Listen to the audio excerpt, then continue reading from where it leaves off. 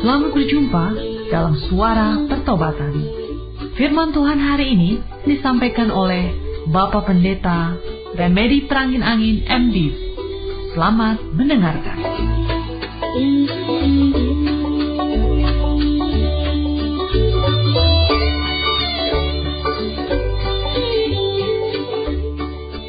Kasih membasahi hati yang gersang adalah judul renungan kita pada hari ini.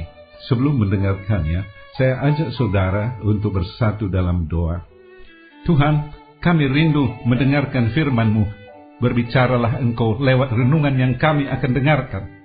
Hamba sungguh yakin dan percaya bahwa Roh-Mu ada beserta dengan kami, Tuhan Yesus. Walaupun kami tidak saling bertatap muka, tetapi Engkau hadir di dalam ruangan kami berada. Dan di mana Roh-Mu ada, Tuhan Yesus, kuasa si iblis sudah dilumpuhkan, tidak berdaya sedikit pun mengganggu konsentrasi kami. Berkati kami di dalam renungan ini. Dalam nama-Mu kami sudah berdoa mengucap syukur. Haleluya. Amin. Dalam dunia yang penuh dengan dendam, akar pahit, kebencian, dan kekerasan, kasih merupakan air yang dibutuhkan oleh hati-hati yang kering. Umat manusia amat membutuhkan kasih. Itu sebabnya, setiap kali kita mendengarkan cerita tentang kasih, hati kita tersentuh. Kasih adalah kebutuhan kita. Saya pernah membaca sebuah cerita bagaimana seorang suami muda mengasihi istrinya. Pria ini bernama Markus, istrinya bernama Susan. Setahun sudah, Susan, istri Markus, menjadi buta. Usianya 34 tahun. Gara-gara salah diagnosa, dia kehilangan penglihatan dan terlempar ke dunia yang gelap gulita, penuh amarah, frustrasi, dan rasa kasihan pada diri sendiri. Sebagai wanita yang sangat mandiri, Susan merasa terkutuk oleh nasib mengerikan yang membuatnya kehilangan kemampuan, merasa tak berdaya, dan menjadi beban bagi semua orang di sekelilingnya. Bagaimana mungkin ini bisa terjadi padaku? Ia bertanya-tanya, hatinya mengeras karena marah. Tetapi, betapapun seringnya ia menangis atau menggerutu atau berdoa, ia mengerti kenyataan yang menyakitkan itu. Penglihatannya takkan pernah pulih lagi. Depresi mematahkan semangat Susan yang tadinya selalu optimis. Mengisi waktu seharian kini merupakan perjuangan berat yang menguras tenaga dan membuatnya frustrasi. Dia menjadi sangat tergantung pada Markus, suaminya. Markus, seorang perwira angkatan udara. Dia mencintai Susan dengan tulus. Ketika istrinya baru kehilangan penglihatan, dia melihat bagaimana Susan tenggelam dalam keputusasaan. Markus bertekad untuk membantunya menemukan kembali kekuatan dan rasa percaya diri yang dibutuhkan Susan untuk menjadi mandiri lagi. Latar belakang militer Markus membuatnya terlatih untuk menghadapi berbagai situasi darurat. Tetapi dia tahu ini adalah pertempuran yang paling sulit yang pernah dihadapi. Akhirnya, Susan siap untuk bekerja lagi. Tetapi, bagaimana dia bisa sampai ke kantornya? Dulu, Susan biasa naik bus, tetapi sekarang takut untuk pergi ke kota sendirian. Markus menawarkan untuk mengantarnya setiap hari, meskipun tempat kerja mereka terletak di pinggir kota yang berseberangan. Mula-mula, kesepakatan itu membuat Susan nyaman dan Markus puas karena bisa melindungi istrinya yang buta, yang tidak yakin akan bisa melakukan hal-hal yang paling sederhana sekalipun. Tetapi Markus menyadari bahwa pengaturan itu keliru, membuat mereka terburu-buru dan terlalu mahal. Susan harus belajar naik bus lagi. Markus menyimpulkan dalam hati. Tetapi baru berpikir menyampaikan rencana itu saja kepada Susan telah membuatnya merasa tidak enak. Susan masih sangat rapuh, masih sangat marah. Bagaimana reaksinya nanti? Persis seperti dugaan Markus, Susan merasa ngeri mendengarkan gagasan untuk naik bus kembali. Aku buta, tukasnya dengan pahit. Bagaimana aku bisa tahu kemana aku pergi? Aku tahu kau tidak lagi cinta padaku. Markus sedih mendengar kata-kata itu, tetapi ia tahu apa yang harus dilakukan. Dia berjanji bahwa setiap pagi dan sore ia akan naik bus bersama Susan selama masih diperlukan, sampai Susan hafal dan bisa pergi sendiri. Dan itulah yang terjadi. Selama 2 minggu penuh, Markus menggunakan seragam militer lengkap, mengawal Susan ke tempat dan dari tempat kerja setiap hari. Dia mengajari Susan bagaimana menggantungkan diri pada inderanya yang lain, terutama pendengarannya, untuk menemukan di mana ia berada dan bagaimana beradaptasi dengan lingkungan yang baru. Dia menolong Susan berkenalan dan berkawan dengan sopir-sopir bus dan menyisakan 1 kursi kosong untuknya. Dia membuat Susan tertawa, bahkan pada hari-hari yang tidak terlalu menyenangkan, ketika Susan tersandung waktu turun dari bus atau menjatuhkan tasnya yang penuh berkas di lorong bus. Setiap pagi mereka berangkat bersama-sama. Setelah itu Markus akan naik taksi ke kantor. Meskipun pengaturan itu lebih mahal dan melelahkan daripada yang pertama, Markus yakin bahwa hanya soal waktu sebelum Susan mampu naik bus tanpa dikawal. Markus percaya kepadanya, percaya kepada Susan yang dulu dikenalnya sebelum wanita itu kehilangan penglihatannya, wanita yang tidak pernah takut menghadapi tantangan apapun dan tidak akan pernah menyerah. Akhirnya, Susan memutuskan bahwa dia siap untuk melakukan perjalanan itu seorang diri. Tibalah hari Senin. Sebelum berangkat, Susan memeluk Markus yang pernah menjadi kawannya satu bus dan sahabatnya yang terbaik. Matanya berkaca-kaca, penuh air mata syukur karena kesetiaan, kesabaran, dan cinta Markus. Dia mengucapkan selamat berpisah. Untuk pertama kalinya mereka pergi ke arah yang berlawanan. Senin, Selasa, Rabu, Kamis, setiap hari dijalaninya dengan sempurna. Belum pernah Susan merasa sepuas itu. Dia berhasil. Dia mampu berangkat kerja tanpa dikawal. Pada hari Jumat pagi, seperti biasa, Susan naik bus ke tempat kerja. Ketika dia membayar ongkos bus sebelum turun, sopir bus itu berkata, "Wah, aku iri padamu." Susan tidak yakin apakah sopir itu bicara kepadanya atau tidak. Lagi pula, siapa yang bisa iri pada seorang wanita buta yang sepanjang tahun lalu berusaha menemukan keberanian untuk menjalani hidup? Dengan penasaran, dia berkata kepada sopir itu, "Kenapa kau bilang kau iri kepadaku?" Sopir itu menjawab, "Kau pasti senang selalu dilindungi dan dijagai seperti itu."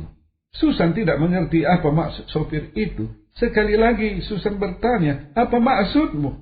Supir menjawab, "Setiap pagi ada seorang pria tampan berseragam militer berdiri di sudut jalan dan mengawasimu waktu kau turun dari bus. Dia memastikan bahwa kau menyeberang dengan selamat dan dia mengawasimu terus sampai kau masuk ke kantormu. Setelah itu, dia meniupkan ciuman, memberi hormat seperti militer, lalu pergi." "Kau wanita yang beruntung," kata sopir itu. Air mata bahagia membasahi pipi Susan. Karena meskipun secara fisik tidak dapat melihat Markus, dia selalu bisa memastikan kehadirannya. Dia beruntung, sangat beruntung, karena Markus memberikannya hadiah yang jauh lebih berharga daripada penglihatan, hadiah yang tak perlu dilihatnya dengan matanya untuk meyakinkan diri, hadiah cinta yang bisa menjadi penerang dimanapun ada kegelapan. Sikap Markus mengawal Susan tanpa ada motivasi agar dilihat oleh Susan sendiri, sungguh sebuah tindakan kasih yang menyentuh perasaan kita. Kasih Markus membuat Susan meneteskan air mata sukacita. Saudara yang dikasihi Yesus Kristus, saya ingin berbicara lebih jauh tentang kasih. Kita sudah pernah mendengar ada 3 jenis kasih. Yang pertama, kasih eros. Yang kedua, kasih filia. Dan yang ketiga, kasih agape. Saya mencoba melihat satu persatu. Kasih eros adalah kasih dalam tingkat yang paling rendah. Kasih ini didasarkan pada nafsu dan keinginan daging. Kalau pria dan wanita saling mengasihi oleh karena faktor-faktor paras wajahmu, pandangan matamu, tutur katamu, merdu suaramu, lenggak-lenggok jalanmu. Kasih seperti ini adalah kasih eros. Kasih yang dibentuk oleh hal-hal bersifat kedagingan. Apabila faktor-faktor itu tidak ada lagi, maka hilanglah kasih itu. Kalau wajah partner kita tidak lagi menarik, maka hilanglah cinta. Kalau penampilan tidak lagi menarik, hilanglah cinta. Dan soal penampilan, siapa yang bisa mempertahankan penampilan prima sepanjang umurnya? Saya pernah kenal seorang pria yang gagah dan tampan pada masa mudanya, tetapi memasuki usia 40-an. Keadaannya sudah jauh berbeda. Kegagahannya dan ketampanannya pada masa muda seolah hilang. Kalau faktor kedagingan yang menjadi pegangan, tidak lama umur dari kasih itu. Yang kedua, kasih filia, kasih dua arah, kasih timbal balik. Kalau orang baik pada saya, maka saya akan baik kepadanya.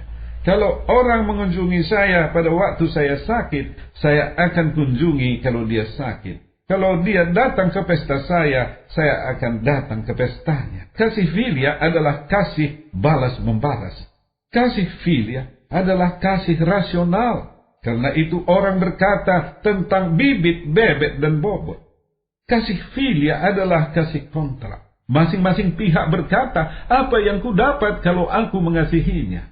Kasih filia umurnya lebih panjang dari kasih eros. Tetapi apabila kondisi kontrak tak terpenuhi, misalnya apabila istri menganggap suaminya tidak lagi mengasihinya dan sebaliknya, tidak jarang akhirnya mereka pergi ke kantor pengadilan mengurus perceraian. Yang ketiga, inilah kasih yang paling tinggi tingkatnya. Kasih agape. Kalau tadi kasih filia, kasih dua arah, kasih timbal balik. Kasih agape adalah kasih satu arah, tidak mengharapkan imbalan dari orang yang dikasihi. Inilah kasih Allah yang sudah mengorbankan dirinya di kayu salib untuk menebus dosa-dosa kita. Kasih agape adalah sebuah kasih berdasarkan pengorbanan. Ia tidak menuntut orang yang dikasihinya membalas apa yang diperbuatnya. Allah ada dalam kasih agape, tetapi Allah tidak ada baik dalam kasih filia maupun dalam kasih eros. Saudara yang dikasihi oleh Yesus Kristus, ada sebuah kesaksian nyata dari seorang suami yang mengasihi istrinya. Ia adalah rektor sekolah tinggi teologi di Amerika Serikat. Jabatan rektor adalah jabatan idamannya karena ayahnya pernah menjadi rektor di universitas yang sama. Ia belajar dengan sungguh-sungguh, dan ketika sudah menyelesaikan program studinya dengan baik, ia mengajar di sekolah itu dan akhirnya terpilih menjadi rektor. Ia menyenangi pekerjaannya, dan di bawah kepemimpinannya, universitas yang dipimpinnya memperoleh kemajuan-kemajuan yang berarti.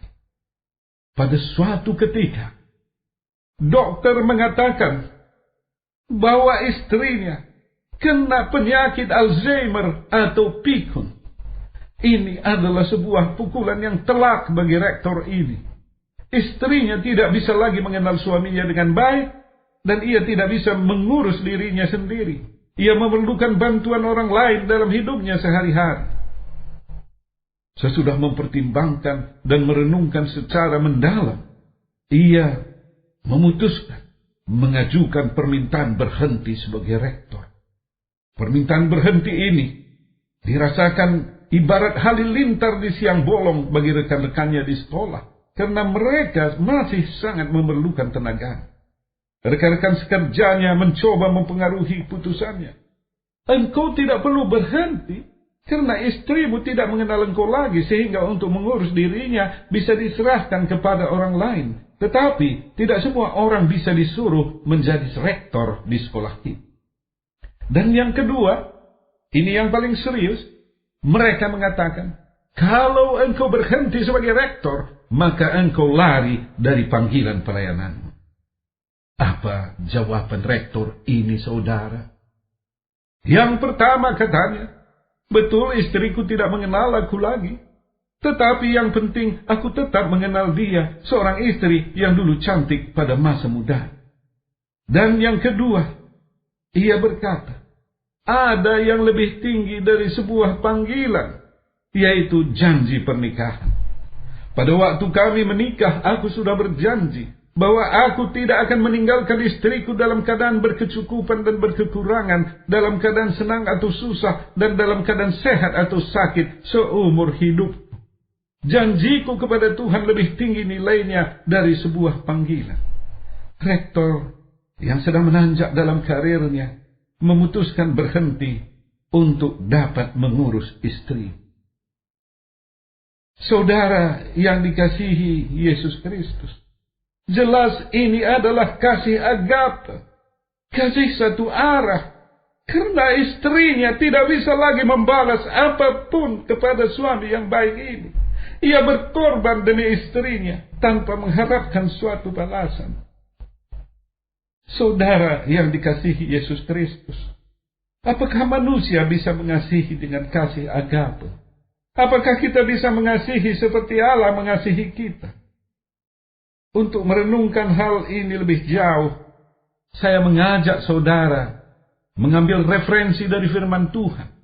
Dari kitab 1 Yohanes pasal 4, ayat 15 sampai dengan 21. Kembali kepada pertanyaan semula, apakah manusia dapat mengasihi seperti Allah mengasihi? Apakah manusia dapat memiliki kasih agape? Saya jawab dengan tegas, tidak bisa. Tidak bisa dengan kekuatan sendiri. Dalam ayat 18 dikatakan, di dalam kasih tidak ada ketakutan. Siapakah manusia yang tidak memiliki rasa takut? Dalam keadaan masyarakat yang semakin penuh dengan tekanan-tekanan, siapakah yang dapat mengatasi rasa takut? Kemudian, dalam ayat 20 tertulis, jikalau seorang berkata, aku mengasihi Allah dan ia membenci saudaranya, maka ia adalah pendusta, karena barang siapa tidak mengasihi saudaranya yang dilihatnya, tidak mungkin mengasihi Allah yang tidak dilihat. Siapakah manusia yang dapat mengasihi saudaranya? Siapakah manusia yang dapat mengampuni saudaranya seperti Allah mengampuni manusia? Tidak ada, saudara. Mungkin saudara terkejut mendengar pernyataan saya bahwa manusia tidak bisa memiliki kasih agape dengan kekuatannya sendiri. Dengan kekuatan sendiri kita tidak bisa mengasihi. Kasih agape adalah kasih Allah. Hanya Allah yang bisa mengasihi satu arah. Hanya Allah yang bisa mengasihi tanpa mengharapkan balasan. Tetapi puji Tuhan, haleluya, manusia tidak sanggup mengasihi, saya dan saudara tidak sanggup mengasihi, tetapi Allah sanggup.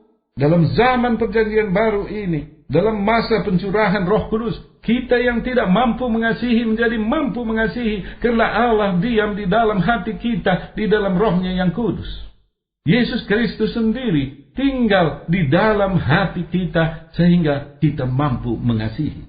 Inilah yang dikatakan di dalam ayat 15. Barang siapa mengaku bahwa Yesus adalah anak Allah, Allah tetap berada di dalam dia dan dia di dalam Allah. Apabila kita hidup bersama dengan Yesus dan Yesus tinggal bersama dengan kita, kita mampu mengasihi saudara.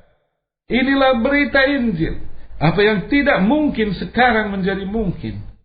Manusia tidak dapat mengasihi walau diberi contoh-contoh yang baik, ajaran-ajaran dan nasihat-nasihat yang baik. Inilah pengalaman perjalanan umat manusia. Tetapi pada zaman akhir ini, Allah menganugerahkan keselamatan dengan cara turun ke bumi menjadi manusia di dalam Yesus Kristus. Setiap orang yang memiliki Roh Allah disebut sebagai anak Allah. Ia menjadi biji mata Tuhan. Ia sanggup mengatasi semua kesulitan, penderitaan di bumi ini, karena Tuhan memeliharanya seperti biji matanya. Saudara yang dikasihi Yesus Kristus, bukan suatu kebetulan saudara mendengarkan suara pertobatan ini. Mungkin selama ini saudara di dalam hidup keseharian, hidup rutin, saudara merasakan ada sesuatu yang hilang dalam kehidupan saudara, yaitu suasana kasih dan sukacita. Yesus melawat saudara, Roh Kudus melawat saudara, Ia menjamah saudara. Roh Kudus mengingatkan saudara akan kehidupan lama saudara, kehidupan sesat, kehidupan dalam dosa. Mungkin orang-orang lain tidak tahu, tetapi saudara mengetahuinya. Dan saat ini, apabila Roh Kudus menjamah hati saudara, terimalah Yesus sebagai Tuhan dan Juru Selamat. Roh Kudus akan memampukan saudara untuk melawan dan mengatasi dosa-dosa saudara, betapa gelap dan kelam sekalipun. Yesus sanggup memulihkan kehidupan saudara, memampukan saudara untuk memiliki kasih agape, kasih yang sejati. Selamat hidup mengasihi. Tuhan Yesus memberkati. Terima kasih Tuhan Yesus, kami sudah mendengarkan sebuah renungan berdasarkan firman-Mu. Apabila ada saudara-saudara pada saat ini dijamah oleh Roh Kudus, Roh Yesus, sehingga saudara menyadari akan dosa-dosa dan jalan tersesat selama ini, ikuti saya menyampaikan sebuah doa sederhana.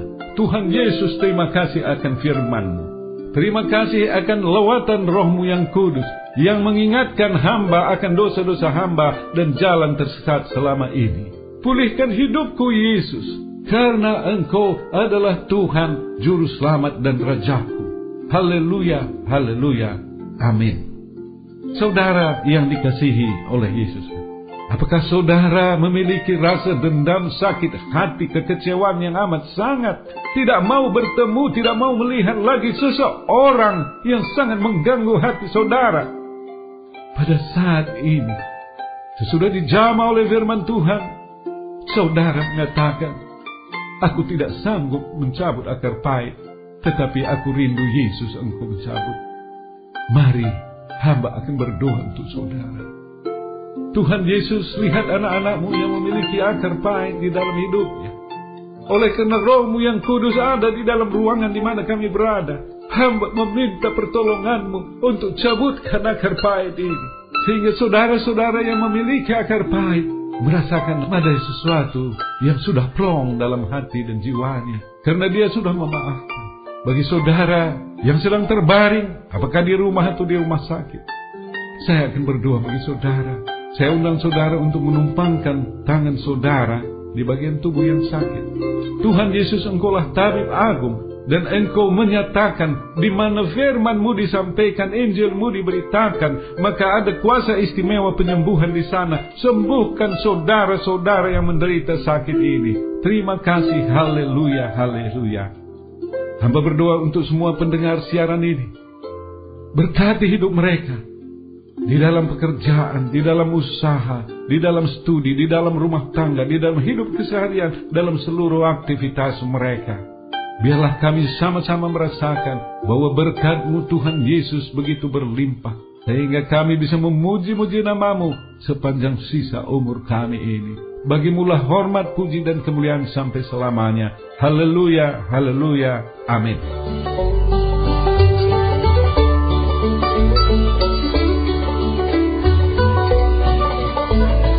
Kita sudah mendengarkan firman Tuhan yang disampaikan oleh Bapak Pendeta Remedi Prangin Angin MD. Pendengar dapat mengirimkan pokok-pokok doa kepada Suara Pertobatan, alamat email suarapertobatan@gmail.com, suarapertobatan@gmail.com, SMS atau telepon di pesawat 021 7005 8400, 021 7005 8400. Sampai jumpa pekan depan pada hari dan jam yang sama. Tuhan Yesus memberkati.